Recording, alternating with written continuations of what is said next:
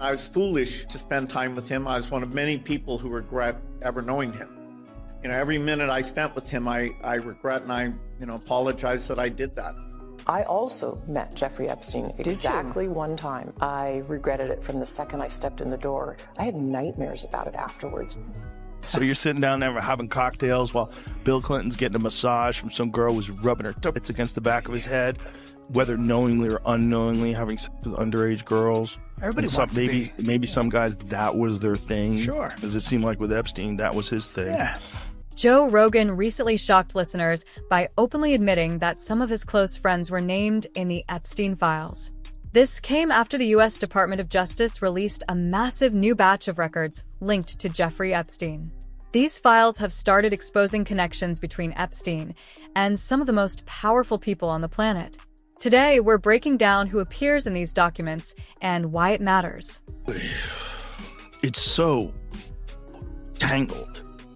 The whole thing is just, I think everybody who looks at it realizes this is a rabbit hole that just goes to the center of the earth. And there's so many people involved in that. Here's the big question that people ask. If there was a Jeffrey Epstein, and it seems like all these things he was involved in, is there a Jeffrey Epstein right now that we don't know about? There's a million of them. A million of them. I mean, this is why I find this. This is not the core of what I focus on, but I find it a really interesting field of study because it helps understand so many other U.S. government institutions and the relationship between government and private business.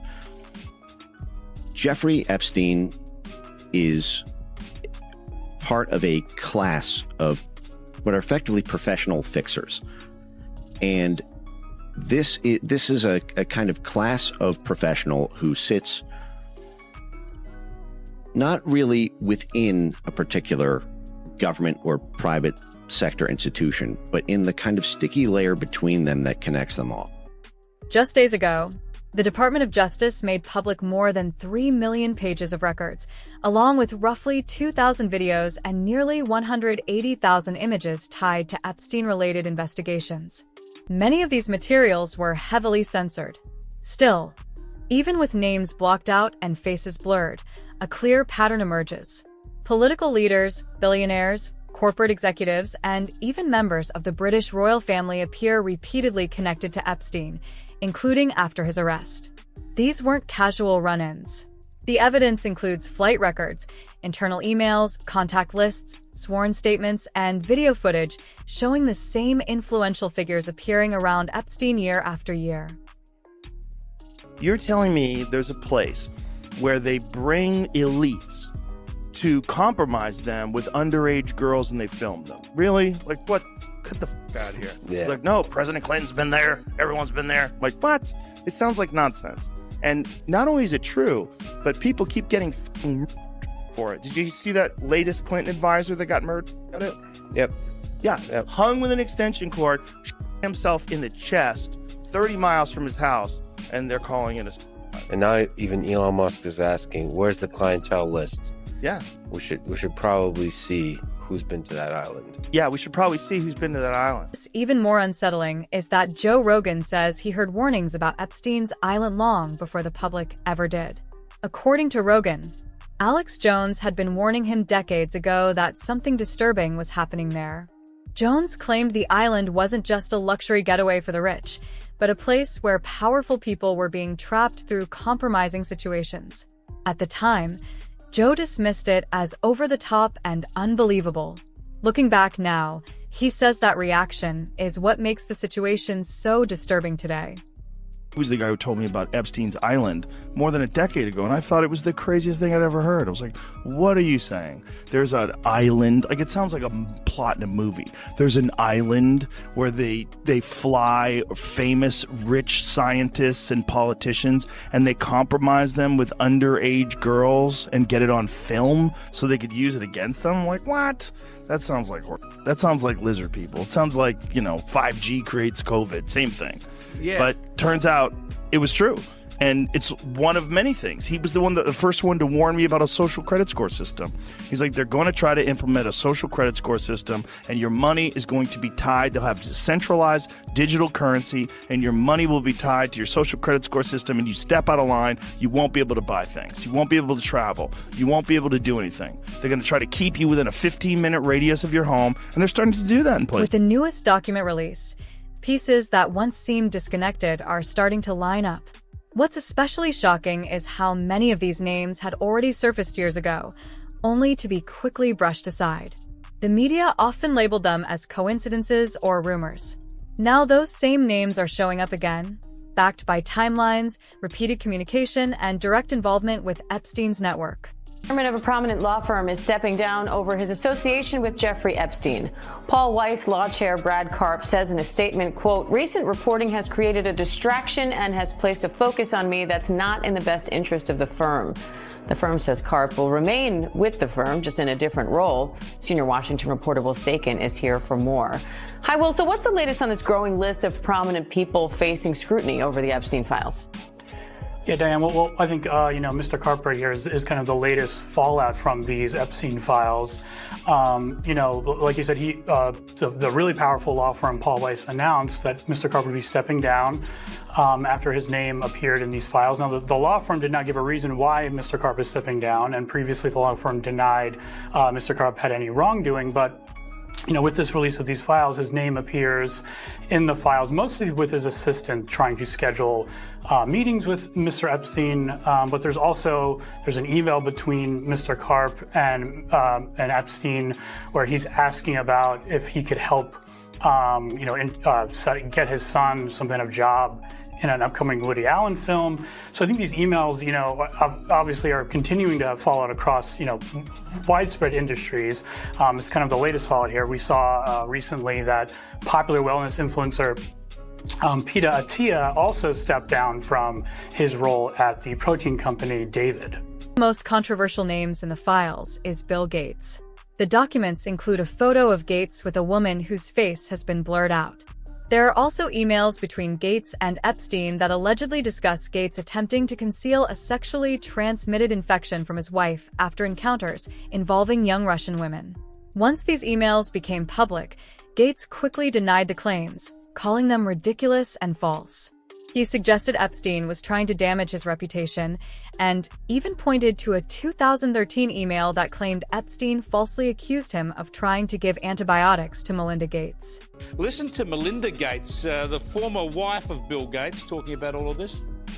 Whatever questions remain there of what I can't even begin to know all of it, those questions are for those people and for even my ex-husband. They need to answer to those things, not me. Well, and I am so happy to be away from all the muck that was there. She's happy she's no longer married to Bill Gates. She's happy to be away from the muck, as she put it. And we've just seen this interview with Bill Gates on Channel 9. It's factually true that I was only at dinners. I never went to the island. I never met any women. And so, the more that comes out, the more clear it'll be that although the time was a mistake, it had nothing to do with that kind of behavior. There we go. I never met any women. Wow, this is getting curiouser and curiouser, Esther. Yes, it is. And unfortunately for Bill Gates, now he has to probably deal with the insinuation, at least for many people, that Melinda chose to divorce him and get herself out of that world. Also because of his association or his tenuous links, which he denies, with Jeffrey Epstein.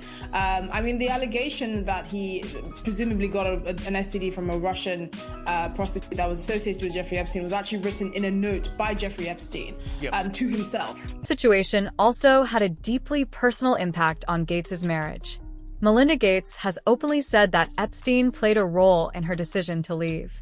In multiple interviews, she explained that learning about Bill's continued association with Epstein after his conviction raised serious concerns and caused emotional pain long before their divorce became public. Also met Jeffrey Epstein exactly one time. Did you? Yes, because I wanted to see who this man was. And I regretted it from the second I stepped in the door. He was abhorrent. he was evil personified. I had nightmares about it afterwards. So, my heart breaks for these young women because that's how I felt. And here I'm an older woman. My God, I feel terrible for those young women. It's awful. I have to acknowledge the elephant in the room at this moment. Your ex-husband, Bill, is named in the newest tranche of Epstein files.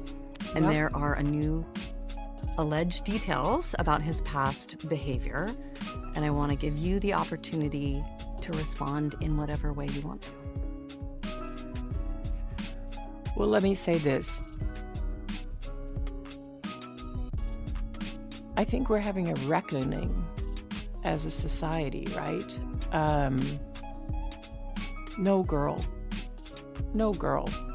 should ever be put in the situation that they were put in by Epstein and whatever was going on with all of the various people around him.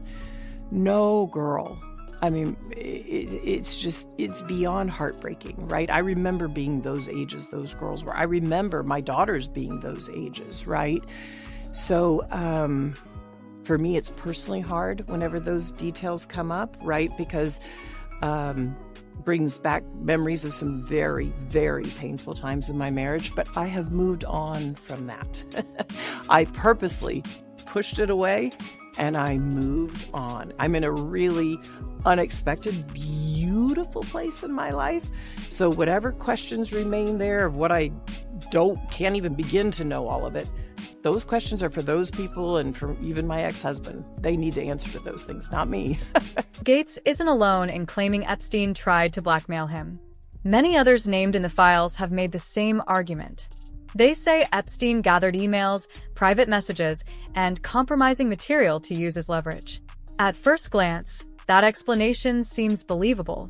Epstein surrounded himself with powerful people, and witnesses say he documented nearly everything.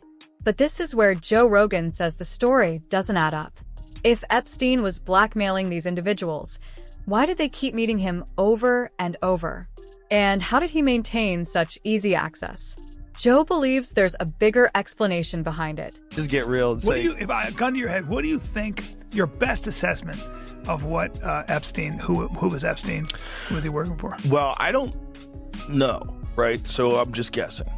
Everybody wants to say he was working for the Mossad. He very well could have been. He could have been working for the CIA. He could have been a guy who was on his own, but also working with them, right? Like a guy that they used, but they never fully endorsed. Like an asset? Yeah. Yeah. And a guy who could move money around. Right. He definitely... Good at laundering money. The moving money around stuff was very weird because he had money through no way that anybody could ever explain. Yeah. He had an enormous amount of money through no way that nobody could ever explain. Which, if you're state-funded, you're funded by Israel, and Israel's funded by America, and, there's also NGOs and nonprofits, and there's ways to move money around where you can give this guy money. Yeah. So he was like... Weinstein, who is an economist, right? Weinstein's a legitimate mathematician. Eric? Yeah. So when Eric met him, his first inclination was he was a fraud. He's a construct. Yeah, a construct. And did he tell you the whole story about the girl sitting on his lap? Yep. So Epstein, while he's meeting with Eric Weinstein for the first time, has a beautiful girl sitting on his lap, and a woman, I shouldn't say girl. He said she was like in her 20s, and she's sitting on his lap, and he's bouncing around, so her tits are juggling around while he's asking math questions. Yeah, talking serious. So he was obviously nerd fishing. He was fishing for nerds, and I think he caught a lot of nerds in that net. Epstein clearly wasn't operating by himself. People don't suddenly gain close access to royal families in Saudi Arabia and England without serious backing. The idea that a former accountant randomly became trusted by heads of state and billionaires doesn't make sense. Power works through gatekeepers and trusted intermediaries. These kinds of relationships don't happen by accident. Someone important had to open those doors. And that leads to the most uncomfortable possibility of all. Epstein may have had help from within government or institutional systems.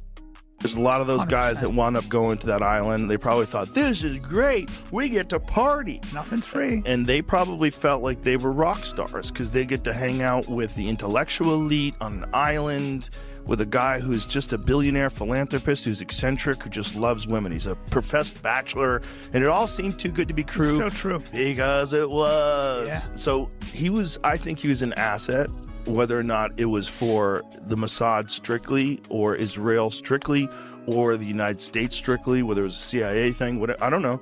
But I think it was probably a part of a blackmail compromise effort. Yeah. Because those guys, there's a fucking dirty secret about these people that are in Congress, and they party, okay? They're regular guys and regular women, and they're in their 30s or 40s or whatever they are, and every now and then they do coke, and they get drunk, and they... Human beings. Remember that D.C. madam that had a whole book of people, and then she wound up committing suicide? She said, I'm not suicidal, and See ya. yeah. Because there's probably a lot like that. And those kind of honeypot operations, they let these freaks know, like, hey, you're going to be safe with me. Charlie will take care of everything. Look, Bill Clinton used to come here. Don't worry about it. Yeah. You know, we're going to go to the And island. that's a big endorsement. It's like presidents were here, so it must be a secure area. Exactly. I can get we down. are on the island with Bill. This is fine. And We're all these fine. girls show up, and you're like, well, this is Christmas in July. Bill is really interested in string theory. He'd like to talk to you about string theory. So you're sitting down there having cocktails while Bill Clinton's getting a massage from some girl who's rubbing her tits against the back of his head while she's massaging him. Yeah. He's like, hey, that's really interesting. Hey, I'm kind of tired. I'm gonna take a nap. Another thing about black holes. Yeah. Yeah. And I think they all thought that it was this lovely exchange of powerful people and brilliant people. And then they were just getting dirt on all of them. Guys cheating on their wives, guys, whether knowingly or unknowingly, having sex with underage girls. Everybody And wants to be. Maybe some guys, that was their thing. Sure. Because it seemed like with Epstein, that was his thing. Yeah. Yeah. Yeah, that's what I think too. I don't think there's any evidence to either. I think it's all been, I don't think there was collected with that plea deal, and I don't think there's any list that's going to point to, there's no smoking gun. That's I all don't know been- about that. I think it's all been, taken care of. I think that I think you could open up every file. But that's the truth. Why did they have all those files? Why did they parade around with these binders? Because and a say, lot of- do you remember those Yeah. photo ops that they said? Like, look, they did like a thing. We have the Epstein files right here, and they had binders. Like, what kind of political theater is that? If you don't really have the Epstein files, It's like, probably what is theater. that? And what I mean by that is I think, like, if they are keeping something quiet, it's because it's video of underage girls, or it's video of the victims who don't want that to be out there. And the Justice Department cannot make that public. They cannot bring that to Congress. That's all sealed for their privacy, right? Well, that is the argument. But then they're saying now that there are no files. They're saying there's no video. I believe that. Don't you? Boy, I don't know. I think they have video. I think if you've got an island and you want compromise on people, you can't just have hearsay. I would say I would agree. I watched him that girl. Let's sue him. No, that's not how it works. You have to have video, and then you have to show it to the guy. Like, Mr. Clinton, have a seat. Yeah. As hard as it may be to believe, the newest Epstein files also reveal connections to people within Donald Trump's broader circle. While Trump himself has denied any wrongdoing and claims he cut ties years ago, his name appears hundreds of times in the documents. More notably, several individuals close to him, including Steve Bannon, Elon Musk, and Commerce Secretary Howard Lutnick, appear in emails and messages showing continued friendly contact with Epstein after his arrest. Elon Musk is mentioned through emails from 2012 and 2013 discussing potential meetings, travel, and even a possible visit to Epstein's island. One email reportedly includes Musk asking about the wildest night on the island, which contradicts his public statements that he declined all invitations. Musk insists he never visited the island, never flew on Epstein's plane, and says the emails are being taken out of context. Still, the records clearly show that he knew Epstein. Emails and messages showing continued friendly contact with Epstein after his arrest. Elon Musk is mentioned through emails from 2012 and 2013 discussing potential meetings, travel, and even a possible visit to Epstein's island. One email reportedly includes Musk asking about the wildest night on the island, which contradicts his public statements that he declined all invitations. Musk insists he never visited the island, never flew on Epstein's plane, and says the emails are being taken out of context. Still, the records clearly show that he knew Epstein. And a top Justice Department official says the review of the Jeffrey Epstein files is over. The same official indicated there would be no new charges. Now the Trump administration is facing backlash from Epstein survivors and Democrats. This was California Congressman Rogan yesterday. There is a demand for elite accountability, but the survivors' lawyers that I've talked to have said that the survivors are still upset. They're upset that many of their names accidentally came out without redactions, and they want to make sure the rest of the files come out.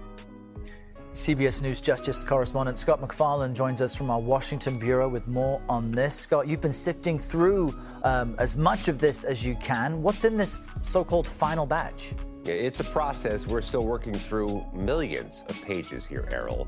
And it's worth noting these were released more than 40 days after the legal deadline for the Department of Justice to do so. No one besides Epstein and former associate Ghislaine Maxwell has been charged, but the Department of Justice insisting its work is done has only fueled more controversy. Joe Rogan also criticized how the government has handled releasing these files. He pointed out that if there were truly nothing to hide, everything would have been released at once without filters. Instead, the information has come out slowly, broken into pieces, filled with redactions and delays, even after Congress ordered the release. The Justice Department missed deadlines and admitted that large portions are still being withheld. The Epstein releases, like before we got started, first of all, the photo dump and the emails. Nuts. But it's also they're doing it so slowly. Mm-hmm. Like, you guys have had this stuff for a year. We were promised multiple times, it's coming. Doesn't it seem like you could just throw all that into AI at this stage of the game? Yes. And just redact the names of the victims and let's go? Yeah, of course. It seems like that would take 5 minutes. I mean, it feels like, you can't help but feel like the administration is just like watching their back, and that's why it's happening. Watching someone's back. Yeah. I mean, it's all speculative why they haven't released it, but it's not good. It's not good for everybody's confidence. No. It's not good that this thing was going on, that they had this bizarre blackmail operation running. That's very weird. Very strange. Very weird. But it kind of makes sense. Because if you're a 60-year-old billionaire and you're a freak and you like to get your freak on, but unfortunately you're a gigantic software developer and everybody knows who you are. Yeah. Like, it's hard to get your freak on. Well, that's the thing is it makes sense when you go like, oh, some of these dudes really liked visiting that place. Yeah. It's like, that's the only place they can go. Right. You can't go anywhere else. Right. And that's why they set it up for them. Yeah. Eric Weinstein said that to me once. And I was like, oh, okay, that makes sense. If you're the former president of the United States, you can't go to a nightclub. Yeah, he said, I think there are people out there that provide experiences for certain people that have a hunger for them. Yeah. I was like, of course. And that's also how they compromise people too, right? Oh, yeah. That's how they get you to vote the way they want you to vote and play ball. Bobby, we got video, you sucking a dick. Yeah. Yeah. What do you want to do? What do you want to do? Yeah. Because, I bet all those people have something on them. That's how they stay in the game. They have to. It's like skull and bones. You got to suck the dick. Well, look at otherwise we can't trust you. For the Epstein shit, look at the level of people that we're visiting. I mean, it's all at the highest level of influence, power, and fame. Yeah. And so you go, yeah, this dude wants to do some wild shit. He can't go to Cheetahs and get it done. You know? Yeah. He can't do it. He's got to go somewhere. Yeah. What sounds good? A private island. Yeah. He can't just order up a call girl. It's too risky. Where are you going? I'm going to Captain Billionaire's house to suck his dick. I do it every Tuesday. Plus, I'm on meth. And this is rarely discusses. The latest Epstein files have reignited online debate because the word pizza appears nearly 900 times across millions of documents. Although Pizzagate was officially dismissed after a violent 2016 incident, these emails show Epstein and his associates repeatedly using seemingly This is only the beginning. Joe also mentioned the Pizzagate theory, explaining that when you start following flight records, island visits, emails, and newly unredacted documents, strange patterns begin to appear. patterns mainstream media rarely discusses.